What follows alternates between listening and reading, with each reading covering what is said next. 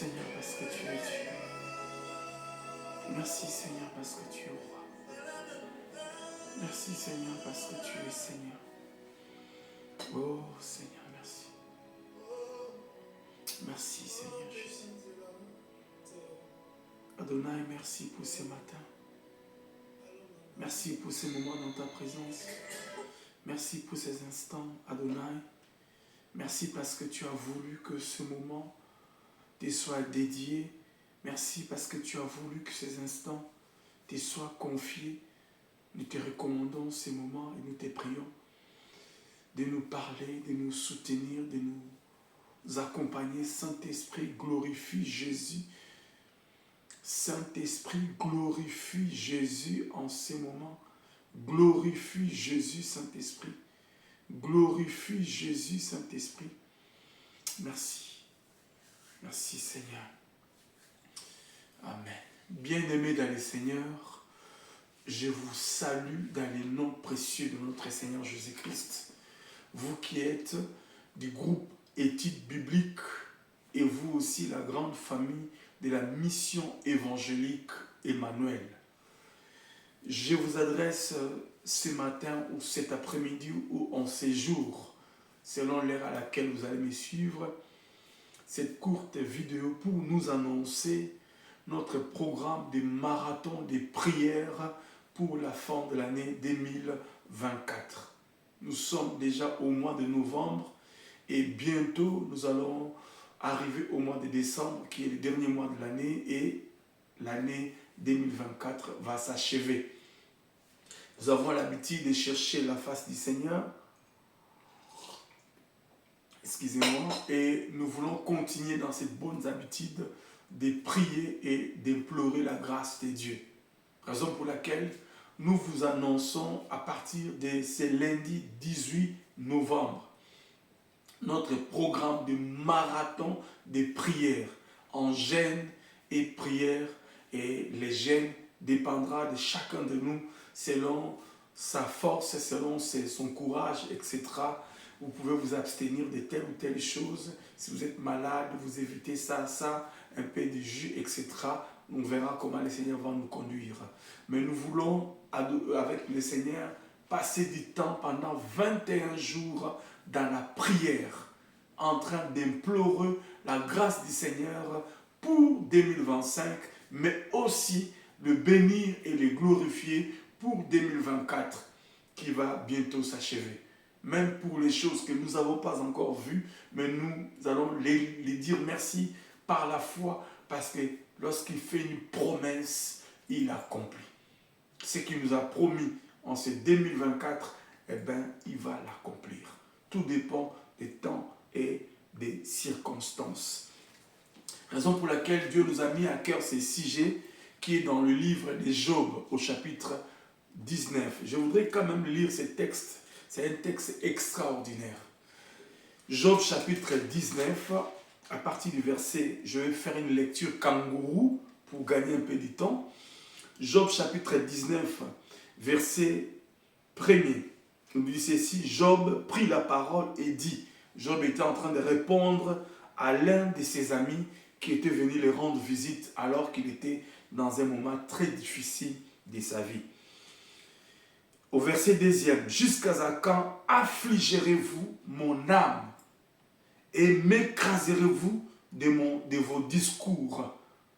Job le dit à son ami. Verset 3, voilà 10 fois que vous m'outragez. N'avez-vous pas honte de m'entourer? Que dis-je? N'avez-vous pas honte de m'étourdir ainsi? 10 fois. Ses amis sont en train de l'outrager. Je ne sais pas combien de fois tu as été outragé en ce 2024. Je ne sais pas combien de fois la maladie t'a outragé. Le problème t'a outragé. La famille t'a outragé. Tes amis, comme les amis de Job, t'ont outragé. Ta famille t'a outragé 10 fois. Comment un homme peut avoir un tel cœur? Pendant 10 fois, tu fais du mal à quelqu'un et tu continues à lui faire du mal. Bien-aimés dans le Seigneur, nous sommes dans un monde cruel où le cœur de l'homme est tellement dur Et si l'homme ne connaît pas le Seigneur, eh bien, il est voué à faire du mal à l'autre. Verset 8. Il m'a fermé, là il s'adresse maintenant à Dieu. Il m'a fermé tout ici. Je n'ai pu passer. Dieu a fermé tout ici. Il a répandu des ténèbres sur mes sentiers. Ça, c'est Dieu. Lorsque Dieu ferme les portes, personne ne l'ouvre, en bien comme en mal. Dieu a permis que toutes les portes, toutes les issues de Job soient fermées. Et il en était conscient. Verset 9. Il m'a dépouillé de ma gloire. Tu as été dépouillé dans ton mariage. On t'a humilié par ta belle famille, par ta belle-mère, par ton beau-père, par tes beaux-frères, etc. Tu es humilié. Ta gloire a été arrachée. Lorsque tu étais jeune fille, ta beauté, tout ce que tu étais, ta fierté, tu as comme l'impression que tu l'as perdu à cause de ton mari ou à cause de ta femme. Il m'a dépouillé de ma gloire. Il m'a enlevé la couronne de ma tête. Bien aimé, il y a des situations qui enlèvent la couronne de ta tête. Des situations qui enlèvent la paix, qui te fait rougir. Des situations dont les larmes ruisselantes sur tes joues. Toutes les nuits, tu es en train de mouiller tes oreillers. Oh Seigneur, il m'a brisé de toutes parts et je m'en vais. Il a arraché mon espérance comme un arbre. Bien aimé, la situation de Job, Job est en train de décrire combien il est en train de souffrir. Il dit, Dieu a arraché mon espérance comme un arbre qu'on déracine du sol. Mais toi, au lieu de compatir pour moi, 10 fois tu m'outrages. Il y a des situations que Dieu permet, ou des situations qui nous arrivent, ou que le diable aussi permet. Ici, vous connaissez les contextes, on n'aura pas le temps d'aller en détail, mais je vous fais la lecture et j'essaye de commenter. Verset 14, on fait la lecture kangourou. Verset 14, je me suis abandonné de mes proches. Je suis oublié de mes intimes. Abandonné mes proches, oublié de mes intimes. Je suis un étranger pour mes serviteurs et mes servantes. Je ne suis plus à leurs yeux qu'un inconnu. Le serviteur que j'ai payé, les serviteurs qui venaient me faire des courbettes, qui me respectaient, à cause de ma situation, même eux, ils ne me respectaient plus. Bien aimé, la sagesse du pauvre est méprisable. Lorsque tu n'as plus rien, lorsque tu n'as plus d'argent, lorsque tu n'as plus l'honneur, ce que tu avais avant, même les gens qui te respectaient commencent à te regarder avec dédain. C'est difficile la vie. Cette vie ici-bas n'est pas ainsi facile. Job se retrouve dans cette situation. Verset 14, que nous venons de lire. Verset 16, j'appelle mon serviteur et il ne répond pas. Oh Seigneur, tes téléphones ne sonnent plus.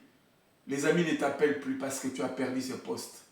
Parce que tu n'es plus ce que tu étais avant. Lorsque tu étais ce que tu étais, combien on t'appelait? Combien on t'a considéré? On a vécu ces choses.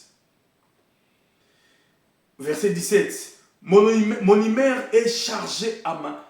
Écoutez-moi bien. Mon hymère est à charge à ma femme.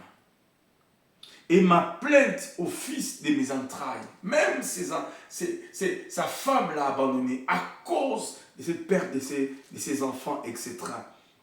Vous savez très bien l'histoire. Je suis méprisé même par mes enfants. Waouh! Ce que j'avais pour confident me sont en horaire, pardon. Ce que j'avais pour confident m'ont en horaire. Tes amis, ma copain, mon frère, mon copain, etc. À cause de ta situation, ils sont devenus comme des étrangers. Oh! Verset 23. Oh, je voudrais que mes paroles soient écrites. C'est ce que Job voulait. Il voulait que ses paroles soient écrites. Qu'elles soient écrites dans un livre. C'est ce que Dieu a permis et c'est ce que nous sommes en train de lire. Je voudrais qu'avec un bruit de fer, avec un burin de fer et avec du plomb, elles soient pour toujours gravées dans les rocs.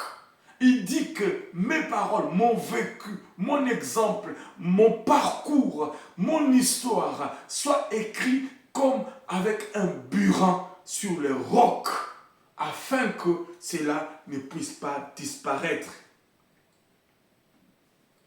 Parce que lorsqu'on fait allusion au roc, on fait allusion au caractère permanent de la chose. Donc il voulait que son message, sa vie reste permanent, un exemple qui est un caractère sacré pour chacun de nous. Oh Seigneur, merci Seigneur, parce que aujourd'hui encore des années, des milliers d'années plus tard, nous lisons cette histoire. Verset 25, mais je ne sais que, voilà, mais je sais que mon Rédempteur est vivant. Eu égard à tout ce que je vous ai énuméré, je voudrais maintenant que vous sachiez que ce que je vais dire, ce que je vais prononcer, est un sens sacré, un caractère permanent. Je voudrais qu'on écrive ça sur le roc. Je voudrais qu'on écrive ça sur le roc. Pourquoi? Parce que l'ignominie que me font les autres, l'humiliation que me fait la maladie, les désarrois que je suis en train de vivre, la souffrance que tu es en train de vivre, les malheurs que tu as vécu depuis l'année a commencé, des situations qui évalent des mal en pis dans ta vie, peut passer. Toutes les situations que nous vivons peuvent passer, bien-aimés dans le Seigneur. Rien ne reste permanent, rien ne reste éternel. Un jour, dans ta vie, il y aura après ces jours.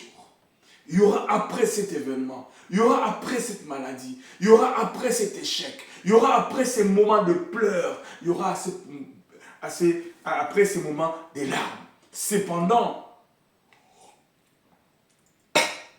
Job nous dit, j'aimerais que ce que je vais vous dire maintenant, c'est ce qu'il dit au verset 24. Je voudrais qu'avec un burin de fer, avec du plomb, elle soit toujours gravée dans le roc. Ce que je vais vous dire maintenant. Pourquoi? Ce que je vais dire maintenant ne changera jamais. Pourquoi? Parce qu'il veut prononcer de manière prophétique la parole du Seigneur. Et la parole du Seigneur ne change jamais. Bien-aimé dans le Seigneur, ta foi basée sur les promesses du Seigneur, quoi qu'il en soit, même si tu meurs un jour, sans les avoir vus, si Dieu le permet, un jour cette parole s'accomplira.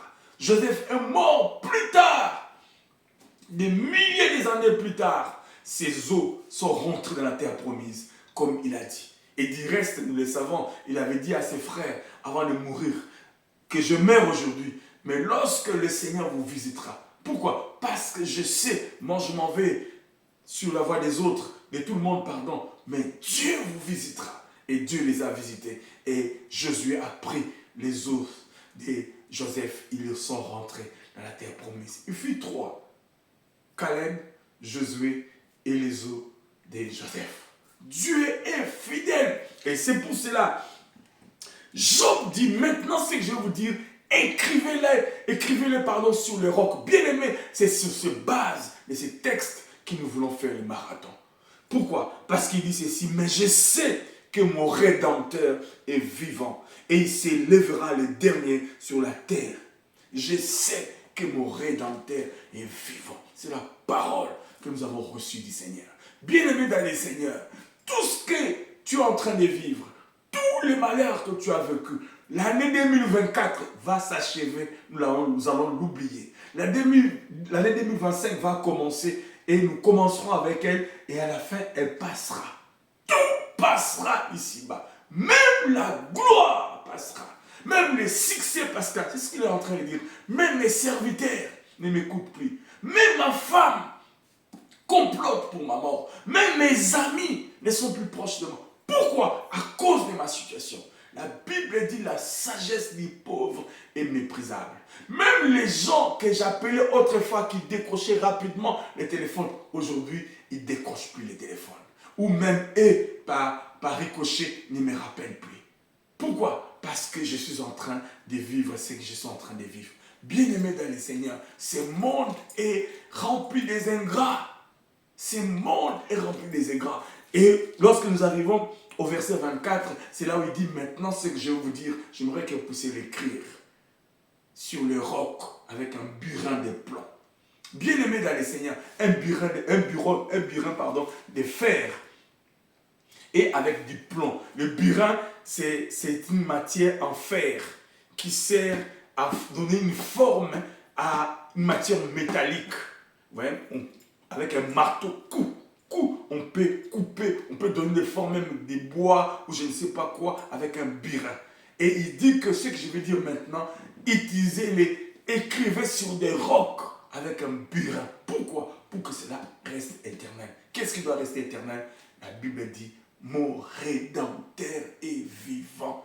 Il s'élèvera les derniers. Dans notre version, il dit, mon défenseur est vivant. En dernier lieu, il surgira sur la poussière. Bien-aimé dans le Seigneur, ton rédempteur est vivant. Tu peux tout perdre. Tu peux avoir perdu même ta santé. C'est ce que Job a vécu. Même sa santé physique, il avait perdu. Cependant, son rédempteur, que dis-je, la foi à son rédempteur, c'est ce qu'il gardait, c'est ce qu'il entretenait. Et bien aimé, garde la foi. Même si tu as l'impression, l'espérance, comme il a décrit, a été arrachée comme un arbre de ta vie, ton rédempteur est vivant, il s'élèvera les derniers. C'est pour cela que nous avons, par la grâce de Dieu, à travers la mission évangélique Emmanuel, votre église locale de Nantes, et le groupe études bibliques, organisons ces moments de marathon de prière pour la fin de l'année 2024, afin de bénir le Seigneur, parce qu'il a été notre Dieu, parce qu'il y a eu des moments aussi où Dieu nous a fait énormément du bien. Et aussi confier l'année 2025 entre les mains du Seigneur, parce que c'est lui qui connaît la fin avant le commencement. Dieu connaît, arrive déjà à la destination avant que nous puissions arriver. Raison pour laquelle nous devons lui confier. Donc, dédier l'année 2025, confier nos familles, confier nos vies, notre vie séculière, notre vie professionnelle, etc. pendant ces temps de prière et de marathon. Bien-aimés dans le Seigneur, la Bible dit, priez sans cesse. Nous ne pouvons pas nous fatiguer de prier. Tu vas dire, ah mais mon frère, j'ai beaucoup prié. Oui, continue à prier. Priez encore et encore. Ne te confie pas aux hommes. La Bible dit, Job a été déçu 10 fois. 10 fois. Son meilleur ami 10 fois là-dessus. Azo tuka ye azo betise mabaku. Akumi lokola objet ya honte pour naïe. Bien-aimé dans le Seigneur. Ata yiki, ata londende, ata mon pepe, ata lolenge na lolenge ya makambo, ekoye la yo, Bible bi, prends ça, ce que je te dis maintenant, écris ça sur le roc. Qu'est-ce que tu dois écrire? C'est que mon rédempteur est vivant, il s'élèvera les derniers. Soki mo pepe mabe, nakotala seyo, nakosimba kaka, kombo na yo Yesu, na elikia nanga, nakozwe longa, na kombo na Yesu, toke oh, kende soki mo pepe mabe, nakotala seyo, nakosimba kaka, kombo na yo Yesu, na elikia nanga, nakozwe elonga, na kombo na Kristo tokende. Je ne connais pas à la musique, mais même avec la cacophonie, même avec ma voix qui rock, je voudrais quand même le dire. Parce que lorsque nous écrivons sur le roc c'est Jésus-Christ. Lorsque nous disons que mon rédempteur est vivant, tu écris cette phrase sur le roc. Tu ne l'écris pas sur les sables, tu ne l'écris pas sur un homme, tu ne l'écris pas sur qui que ce soit, mais tu l'écris sur le roc. Alléluia. Parce qu'il a